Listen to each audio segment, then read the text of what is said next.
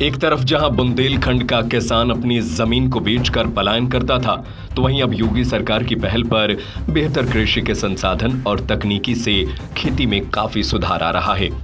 किसानों के दोस्त कहे जाने वाले केंचुए की नस्ल में भी असामान्य परिवर्तन से अब खेती को एक नया आयाम मिला है। दरअसल झांसी में स्थित रानी लक्ष्मीबाई केंद्रीय कृषि विश्वविद्यालय के रिसर्च में पाया गया कि भारत के केंचुओं ने ऑस्ट्रेलिया के केंचुओं को खाद बनाने के मामले में पीछे छोड़ दिया है।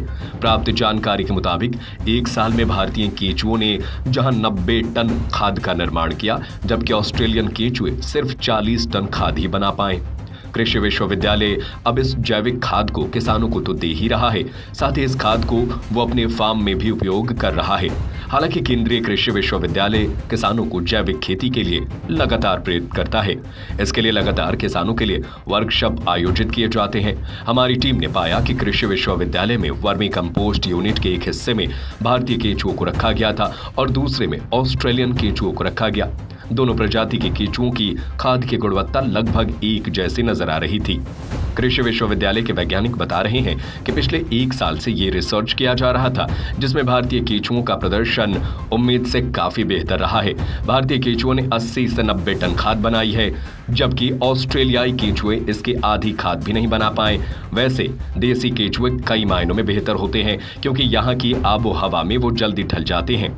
यही कारण भी है कि इसलिए ऑस्ट्रेलियाई केंचुए आज भी भारतीय बाजार में थोड़े सस्ते मिल जाते हैं। मेरा नाम डॉक्टर अनिल कुमार राय है और मैं रानी लक्ष्मीबाई केंद्रीय कृषि विश्वविद्यालय में सस्य विभाग में कार्यरत हूँ। तो सर, ये कभी अपने यहाँ शोध हुई है कि ऑस्ट्रेलिया के केंचुआ की जगह भारत के केंचुए जो है वो बहुत तेजी से खाद बना रहे हैं, क्या पूरा मसला है? ये हम लोग देख रहे हैं, पिछले 3-4 सालों से हम लोग जो खाद बनाने की प्रक्रिया देख रहे हैं। खाद कई प्रकार की होती है। जैविक खादों में कंपोस्ट होती है, गोबर की खाद आती है, वर्मी कंपोस्ट होती है। तो वर्मी कंपोस्ट एक पार्ट है जो जैविक खाद का रूप लेती है और जो मृदा की उर्वरा शक्ति को बढ़ाती है। उसमें हम लोग ने 2 तरीके के केंचुए का यूज किया है खाद बनाने के लिए, एक देसी केंचुआ और एक ऑस्ट्रेलियन केंचुआ। देसी केंचुआ की जो शक्ति है और जो खाने की क्षमता है और उसकी विष्ठा निकालने की, खाद बनाने की प्रक्रिया है, वो जल्दी और उत्पादन खाद बनाकर जल्दी खाद उत्पादन जल्दी करता है।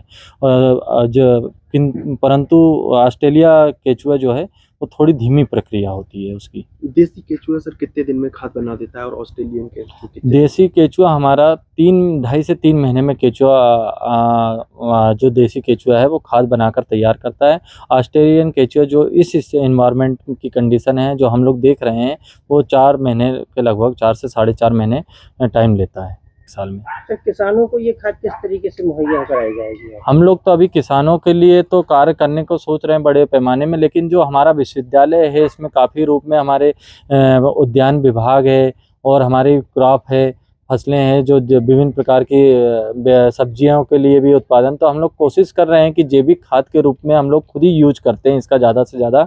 अभी हम लोग क्या है और उसी में अभी इसकी डिमांड बहुत ज़्यादा आ रही है। झांसी से रवि परिहार की रिपोर्ट।